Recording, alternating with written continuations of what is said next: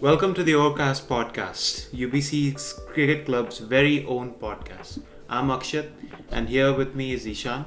How are you doing, Ishan? I'm good. How are you? All well. Watching the IPL. Yeah, exactly. Been busy, with assignments and everything. We should mention that we are university students Absolutely. at UBC Vancouver, and we really have to commit to watching cricket at 7 a.m. in the morning. Definitely. It's a passion of ours, so we have to do that. Exactly. But yeah, it's been a busy week, like you said, with the IPL and everything. But yeah, been enjoying the IPL so far. That's great.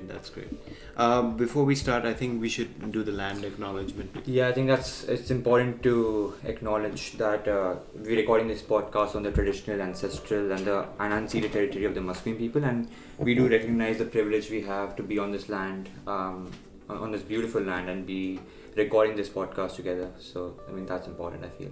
Absolutely. Yeah, so we're part of the AMS Cricket Club, and we're bringing you this very exclusive podcast. Let's start off with what's been happening in the IPL. क्या हो रहा है? Like, honestly, I think this IPL has been one of the best IPLs I've ever watched. I've been watching the IPL since a while now, and to see how close the games have been, and to see the table where it's at. It's amazing to see the level of cricket that's been played right now, and to see the Indian players coming in, to see the foreign players also emerging. New foreign players coming in. We see Matthew Shaw from the BBL coming in. We seeing like Sikandar Raza coming in, for example. So it's great to see the quality of cricket going up, and the IPL has always been that sort of platform for players to come in and show their caliber, I feel. yeah, like the true meaning of IPL, the message of IPL this year has been enhanced so much. Like the idea of talent meets opportunity. Right. It's really hitting home. Right. And I'd like to mention, though, we will try to make sure we're not biased here. Right. At Yeah. Yeah. Exactly. at the UBC podcast right here. So let's go through a few key games. In your opinion, like for me personally, I'm a CSK, unbiased of course, but CSK fan. Right. And that MSD finish, like it was, he didn't finish it, but Right. it was picture perfect. It was made for him. Correct. Like, in your opinion, what are the other games like you look at? Speaking of the MSG game first, it was unbelievable to be at his age. He's not old. He's pretty fit still. Yeah. We could see him running between the wickets as fast as he Very did back fast, then. man. But to see the crowd and how they got into the game, and it was unbelievable. To see Chepauk and all the other stadiums really coming in for MS Dhoni, considering this might be his last IPL ever. It's been amazing to watch him play. I really wanted them to win. That was the first time I wanted CSK to win. Wow, that's big coming from him. That's coming from an RCB fan. So, it's been amazing to watch him play in India, because that's a completely different feel. But yeah, speaking of other games, I feel the first RCB game against MI. Beating MI always feels good. Yeah. But yeah, with match, we see Faf coming in as a captain for a second year, and him and Kohli have been really doing well for RCB this year. And them smacking Jofra Archer really felt good. Joff who? Sorry. Yeah, Joff. It felt like that. Is he still playing? I don't know. I think he's in the hospital. Yeah, that we also speak about the injuries, because that's been a big factor. Oh my big God. Big topic of discussion this IPL. Yeah. That has changed the dynamic Right. pretty much. Right. Yeah. Right. And again, Rahul Tewatia is back at it again. Like even this year, he's finishing games like it's nothing for him. It's honestly surprising, because I have seen him last year absolutely smashing Sheldon Cottrell for 30 or something. Yeah. In the last year, it was crazy to see him play like that. But then to continue his form into this season, I can't imagine someone just having 5-6 balls to play, like just scoring 20 runs with so much ease against the best bowlers in the world. It's pretty amazing to see Rahul Tewatia, and the fact that he hasn't played for India yet. I see him going a long way. It's just that he needs to offer a little bit more with his ball in the field, and I think he'll be a player to watch out for in the future. He's a valuable asset indeed. And talking about smashing defeats, little Avesh Khan Right. Did something to the RCB. Bit of helmet throwing. Demerit points as well for that. I don't know why. There was some aggression. But what are your thoughts on that? Yeah, Avish. I mean, Avish has always been sort of the spotlight in RCB games. You remember last year when, or a couple of years back when Shrikar Bharat scored a 6 on the last ball. The smoke. The smoke on his face. Yeah. So yeah, I mean, Avish has always been in the spotlight in RCB games, but yeah, that was this year. It was one of the games that didn't go away. It was. Yeah, a nerve-wracking game. It always is with RCB, right? It always goes to the wire. You never really know where the game's going with RCB. But that run-out miss from Herschel, that run-out miss from DK at the end. But I mean, Ashwin was at home. Was like, how hard is it? How hard is it to oh my god, hit the stumps from point blank? Yeah. Well, I guess. Next time. I mean, we're playing LSG next. We should mention that we're recording this on the 27th of April. So maybe by the time we put it out, we've already beaten LSG. You know, we're taking revenge in Lucknow. So hopefully that happens. But I mean, I've been seeing banners in the Chinnaswamy Stadium. It's been an absolute vibe to watch the Chinnaswamy Stadium. Oh, yeah. It's like the Roman Colosseum at a certain level. Right. But I see these banners. Oh, I won't go to school till RCB wins the IPL. I'm like, you're gonna stay uneducated. That's unfortunate. That is pretty unfortunate. And we need education in our country for sure. So, I'm not sure about that. But yeah, and the Indian players, as you mentioned at the start, like so many to pick from, and it's not like the IPL has an award, the Emerging Player Award, but this year I'm like, who do I give it to? Right. Like, let's start off with Jurel. Like, what a player! Like the shots he plays. Right. Just unbelievable. I mean, to be able to pick up international bowlers with ease, you know, covering not just like hitting the six just beyond the boundary, but hitting them for 80 meters is not a joke. I mean, that's a six in any ground in the world. Absolutely. So to be able to do that on slow pitches in India, it's just unbelievable. The talent he has of smacking them in the last 2-3 overs, coming in under pressure and hit them better than someone like Shimron Hetmaya we saw in the game against RCB. Completely. Shimron couldn't hit it from ball one, but Dhruv Jurel came in, smacked them and put us under pressure. So I mean that was pretty good to watch as an Indian, to see young talent like Dhruv Jurel coming in, to see Tilak Verma. Now we can talk about Tilak, because Tilak's been the highlight for me as an Indian player. He's come in season after season. I mean, last season we saw him with his impressive knocks. Consistently he played well for our MI, and this year he's come in. And the surprising and the most satisfying thing for me is when a player comes in and continues his form after the season, because we saw players like, say, David Padikkal or someone like Rahul Tripathi who weren't able to sort of continue their form after their debut season, and someone like a Tilak Verma has really surprised me. Absolutely. And like, I mean, you mentioned Hetmaya. He has a thing with hit or misses, even with flights. That's a good one. Yeah. I don't know what happened with him then. Well, that's a topic for another day. Oh my god. But like, not only the batsmen, I would say some of the new bowlers. Like, I'm a personal fan, despite not the team, but Surya Sharma. Like, what a bowler! Like the energy he brings in, the celebration, like and like, he hasn't had that much domestic experience either. None at all. He's just been picked up quite literally from the streets. Exactly. And he's dominating against some of the best players in the world. Against Kohli, against Faf, you know, I mean, it's not a joke really to come in at that age and that sort of experience behind you, and or the lack of experience behind you. But it's been amazing to, as an Indian, to watch a young spinner coming in, bowling at a ground like Chinnaswamy, for example. I mean, we saw them in the last game recently. Brilliant economy, nice pace. He's a really nice bowler to watch. And the passion that he talked about, I think, is really good to see. Players who are really passionate about their cricket and who really want to win for their team. It's great to watch him. But you guys must be wondering, why haven't these guys talked about Rinku Singh yet? Because he comes at the last. That's true. That's where he belongs. It was all planned, yeah. The ultimate Sigma male with the face and the bat. Yeah. Yeah. 5 sixes. Giga Chad himself. Pretty much ended Yash Dayal's IPL season. I don't think Yash has played. I haven't seen him. Not even as Impact sub. Oh my God, yeah. But Yeah, but Rinku Singh, talking about Rinku Singh, I mean, unbelievable talent. To be able to come in.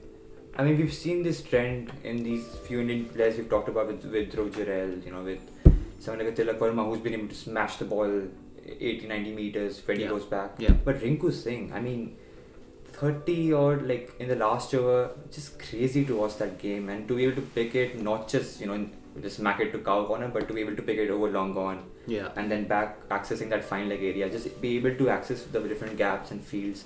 Just amazing, man. Rinku Singh is a talent to watch out for. Like hitting 30 in any over of a T20 Right, game, right. challenging. In the last over with the pressure Right. and a team where Hardik's captain and like Hardik's a good captain, like that was impressive. Really was. Yeah. Now talking about players making an impact, let's talk about the new rule, impact player rule. That's a big one. Yeah. Big one this year. What are your thoughts? It's an interesting one because I mean, of course, it's the first year, so we need to really wait for at least two or three more seasons if this continues, to really see how players or how teams evolve and adapt to this rule, because I feel teams really haven't been able to truly grasp the true effect of the impact rule, or maybe it was designed in such a way that it doesn't really create that much of an impact, as some players have noted on Twitter. Yeah, I'm looking at the water. But yeah, look, I mean, the impact players is an interesting one. Look, it brings in Indian players. I think that's been the biggest impact of this IPL, of this rule. Yeah. Someone like Sai Sudarshan coming in as an impact player in yeah. place of Kane Williamson. He was the first impact player, if I remember correctly. Correct. Yeah. Players like him, young Indian talent being able to play. Akash Singh, someone like him. Yeah. The new young Chennai bowler. So I think the biggest impact of the impact player is the Indian players who have been able to emerge and make use of that rule. Absolutely. What are your thoughts on that rule? I don't know. I have mixed feelings. I feel like a guy like Kohli won't get a ball now, Right. Because back then you had a fixed 11 and you had to deal with any sort of problems you would have with the field. So the other team had a chance. Now I can play a Joss Butler and Joss Butler and a Mohammad Shami. So now it's a 2-in-1. So the purpose of the all-rounder does get disrupted. But hey, Vijay Shankar is still performing in the World Cup here. Vijay Shankar has been performing, right? So, but it's interesting because I agree with you. I think the role of the all-rounder has gone down. Yeah. And the role of the specialist has come up. So exactly. It would have been really interesting because I think the impact rule was announced 2 days before the auction. So if the impact player rule was announced maybe a month before the auction, it would have been really interesting to see how the auction would have panned out, because we saw again, as normally auctions go, all-rounders like Sam Kerr and Ben Stokes, they earned a lot of money. So maybe, we could have seen a different trend of players like Rahane earning a lot more. And we'll talk about Rahane because that's been a big revelation of the season. Yeah, you're right. It was floodgates open for the all-rounders and like Sam Curran, Cam Green, big bucks. Like it's Really? not a small amount of money to go for that much. So you're right. And like, let's move on to the surprises of the season. Yeah. First one comes to mind is Mia Siraj for the RCB. He just seems unplayable in the first over. Like, I know the Trent Bolt vibe, where it's the one that jacks back in and you're out. Yeah. But you don't expect it from a Mo Siraj. You expect one boundary, then he beats you. But he's just been unplayable. Joss Butler, out for a duck.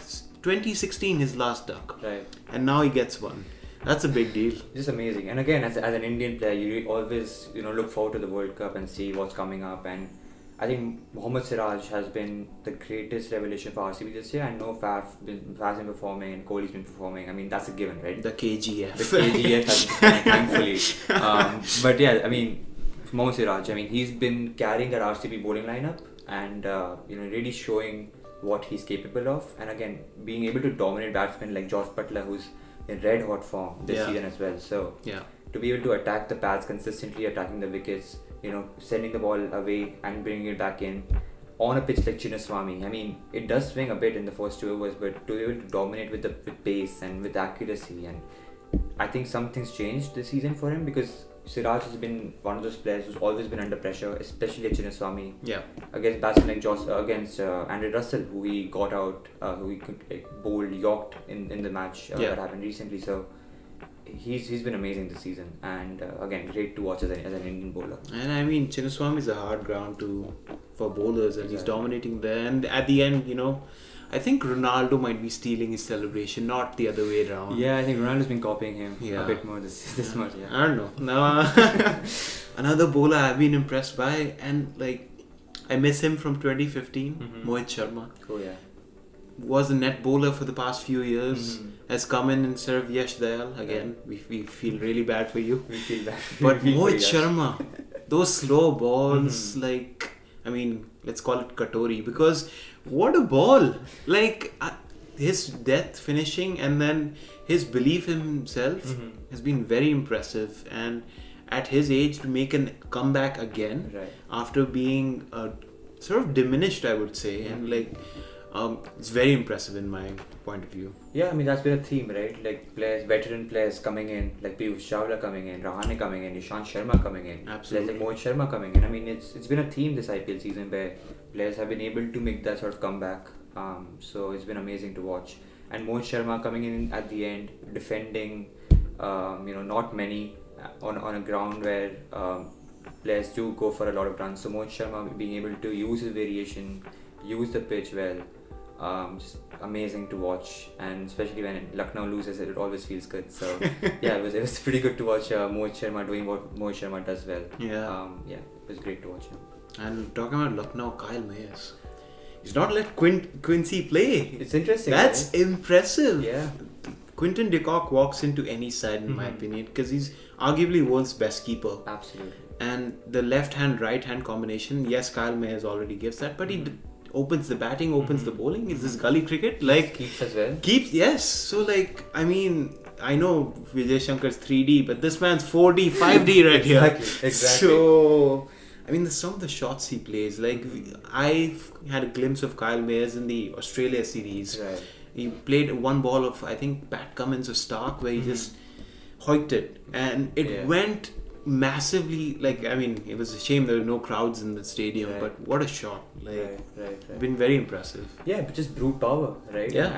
And it's pretty interesting to see Quinny sitting out in the dugout as part of a team which relied on him heavily last year. So yeah, just feel for him, honestly. He's in good form as well. Quinton de Kock internationally, he was playing pretty well for South Africa. And someone like a Kyle Mayers coming in, maybe the argument is that he offers something with the ball as well.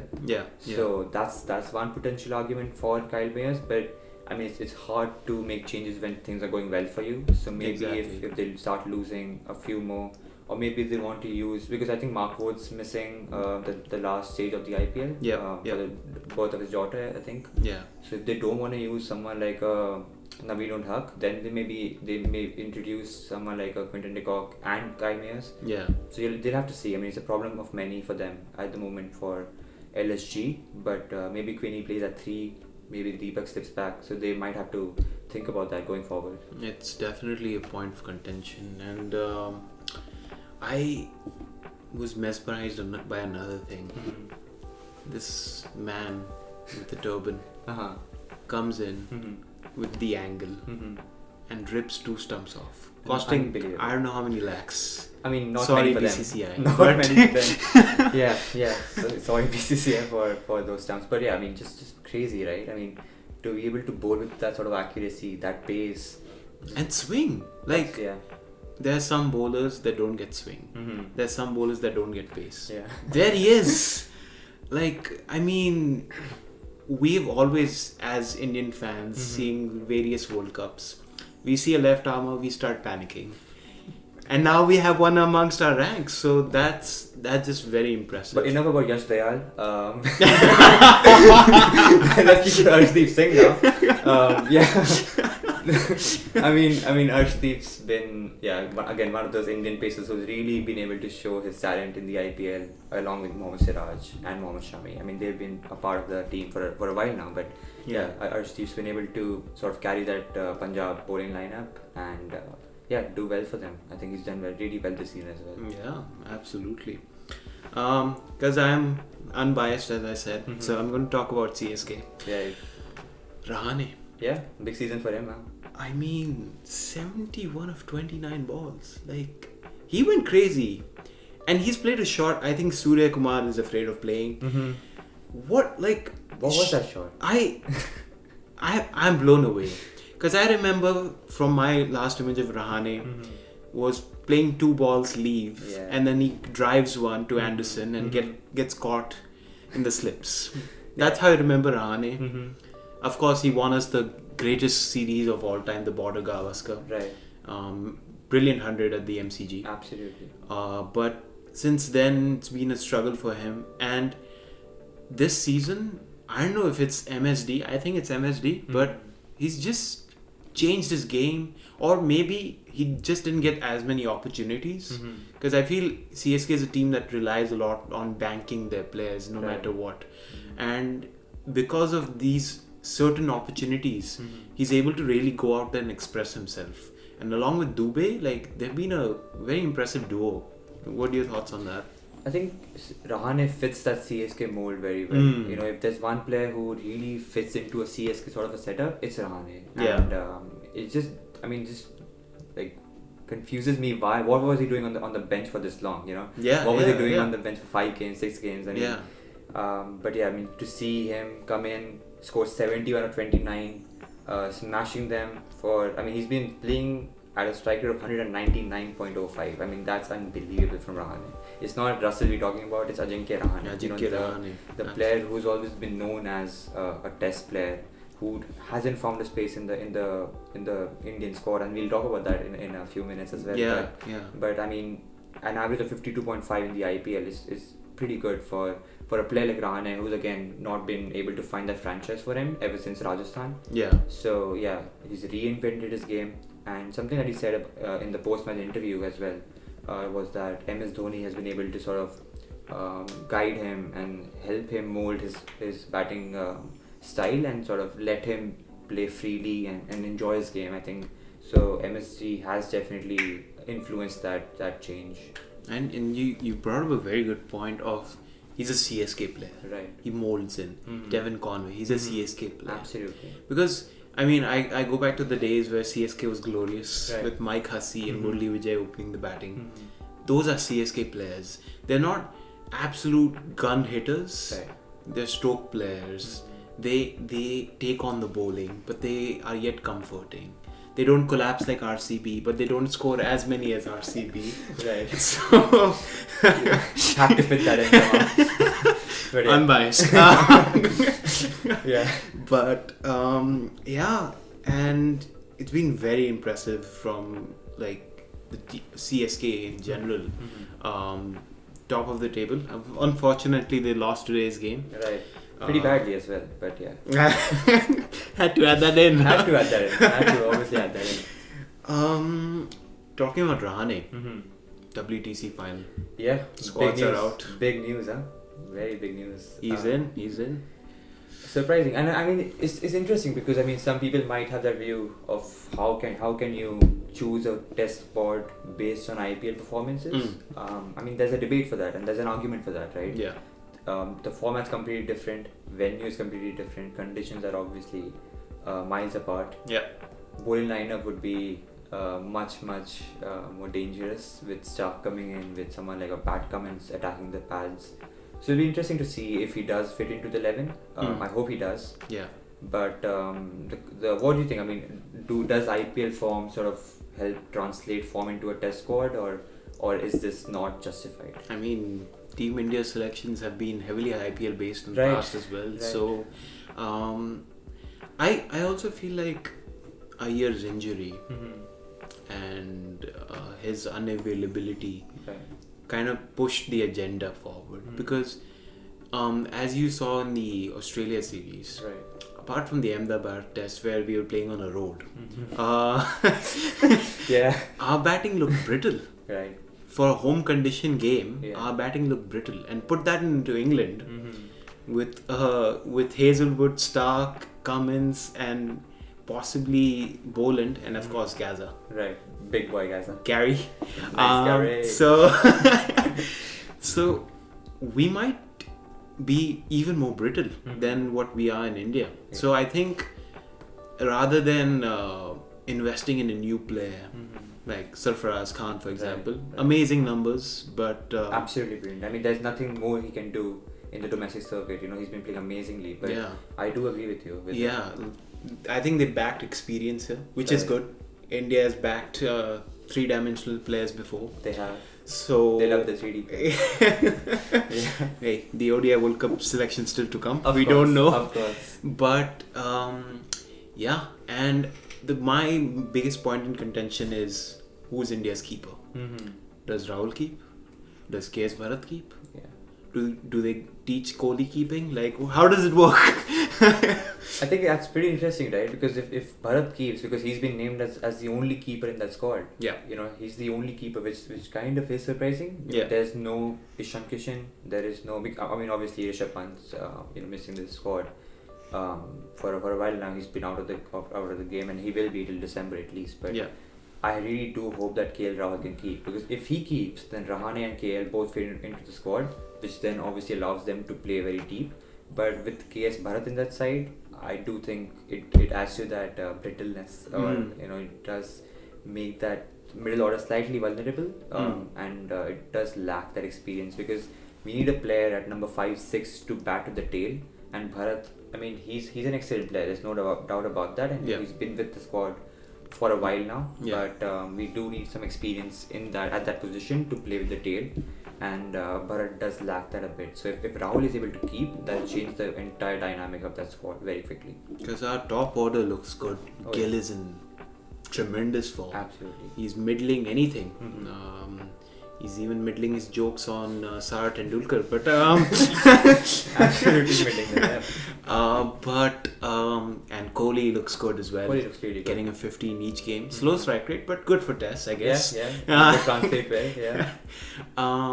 But do you think because of Pant's injury, India would play Akshar Patel ahead of an Ashwin? Because I was thinking about this. Yes, Ashwin can bat. He's open for Rajasthan Royals. Yeah. But because of Akshar's form with the bat, Yeah. do you think just to make sure we don't collapse, Right. they would play? Because they can't play three spinners in England. Right. Like, that's the interesting bit, right? Yeah. Which spinner will they play? Which spinner do they play? In my opinion, I think they should go. I mean, this might be slightly unpopular, but they might rest Akshar Patel and play someone like a Shardul Thakur, who can offer a bit with the ball and play with the tail a bit and give us 20, 30, 40 runs at the back. So someone like a Shardul Thakur at the back and have Jadeja, Ashwin at the front. Hopefully Jadeja goes well for us, because I think our middle order is dependent on someone like him. Yeah. So have two spinners in Jadeja and Ashwin, and then have Shardul, Shami and Siraj at the back. I think that would add a little bit more stability and give us something with the ball as well, because having three spinners at the Oval, I don't think whether we'll do that in England. And you mentioned Shardul, his very deceptive bad ball that gets in the wicket. Right. He's a very interesting bowler in that sense. And a pretty good batter. I mean, we saw against RCB as well what he did. So I mean, you brought it up, not me. yeah, it's fresh in my memory. So we know what he's capable. I feel like KKR only does well against RCB. Yeah, honestly, all teams somehow find form against RCB. I don't know what it is about our team, but yeah. You guys that are happens. generous, let's just say that. And another point I wanted to bring up, Unadkat, yes, he brings up the left arm, but does he have the same effect that he had with RR? Because I remember in the auctions a few years ago, RR would go bank out 10 crores over Jaydev Unadkat. Does he have a video clip of Kohli like not sledging? Like what's going on? Why? Honestly, I'm so surprised. I mean, he's a good bowler. I mean, Absolutely. nothing against him. Absolutely. Right? But we saw 2 seasons back to back. I mean, I don't remember which season it was, but I do know what you're talking about. Like 2 auctions back to back with players. Like teams went for him. Yeah. Spent all their purses on that one player. Yeah. And yes, he's a left armer. Yes, he's an Indian player. So it does, there's a lot of value to him. Yeah. But I'm not sure whether he fits into that India squad for the WTC final. He's a good backup, and does offer a bit more with the ball, especially with that angle that he creates. Yeah. I mean, we don't really have that left arm option that you talked about earlier. Yeah. Maybe Arshdeep comes in a few years after. It'll be interesting to see. I thought Yash there. Yeah, Yash has a lot of Yash- potential to Yash come into has the potential. Indian squad as well. Yeah. But yeah, Unadka's been good. It's just IPL has not been able to find his groove. I feel in the past few years as well, he's not really able to find that pace. I think the one thing he lacks is pace. Yeah. He's able to bring the ball in, send the ball away from the right-handers as well, but he lacks that pace in my opinion. Yeah, and like I think they're banking a lot on his Saurashtra victories Right. in the Ranji Trophy, which has been very impressive by him. But yeah, I saw him against the Bangladesh Test match. He looked threatening, but I'm not very excited. Right. I'll put it that way. I want to talk about your playoff predictions. Who are your top 4 for you? Honestly, I think looking at the table right now, anyone could make it. You're right. It's so You're close right. this year. You're right. It's been one of the most competitive seasons I've seen Yeah. so far. But if I had to choose 4 teams, I would probably choose in no particular order. It will be Gujarat Titans. It will be Chennai Super Kings. It has to be RCB, obviously, and I think they will make it this year. I do think that from an unbiased point of view, I think they've been playing good cricket. So RCB does make it into the playoff. KGFs. KGF has been forming. They've scored 79% of the runs. So Isn't that concerning? I mean, we could talk about that for a second there because it is concerning, but also. Is it concerning? Because if they've been able to score 79% of the runs, they've been scoring 200 plus. We'll be getting 150 plus partnerships from Kohli, Fab, from Maxi. So I mean, it's been unbelievable to see those 3 perform the way they have. And you're right. To be fair, Team India's top 3 were relied on for the longest time. We didn't complain because we won. Exactly. So So if we do make it into the playoff, which I think they will, Yeah. no one will talk about this stat. So Exactly. And the 4th team, it's a toss up really. I mean, Rajasthan is our favourites to make it into the playoff, I feel, but someone like a Lucknow Super Giants might threaten that number 4 position for me. So it'll be a toss up between LSG and RR for the 4th spot, and that comes from an RCB point of view. But I mean, it'll be very interesting to see what happens this year.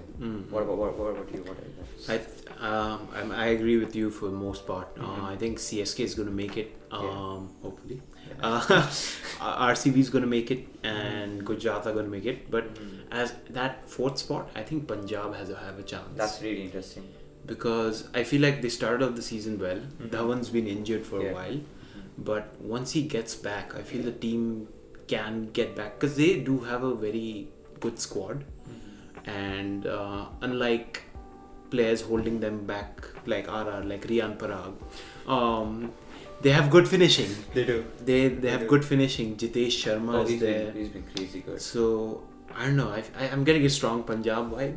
That'll be very interesting. So, yeah. And Punjab needs a good finish this year. They've really been struggling for the past few seasons. I'm tired of seeing Preeti Zinta disappointed. Honestly, I mean, she comes in season after season, a bit like RCB fans coming season after season. But yeah, I want Punjab to do well. I mean, there's something within me that says Punjab, DC, they need to pull up and they need to do well because it's tiring to see MI, CSK, GT doing well game after game. So it'd be fun to see Punjab if they do make it. Talking about disappointment, SRH. Again, we haven't talked about SRH at all, and there's a reason for that. You can tell. I mean, yeah, we don't even have to talk about that. Oh my god. We can just skip past SRH. Yeah, so that concludes our first episode of this podcast. We look to make many more regarding the IPL itself, and then hopefully leading up to the WTC even later on in the year with the ODI World Cup. I hope you guys have enjoyed it. Please subscribe to our channel, leave a like, comment down below the Overcast podcast, and feel free to hit us up on Instagram as well, and have a nice day. Thank you for joining us, guys.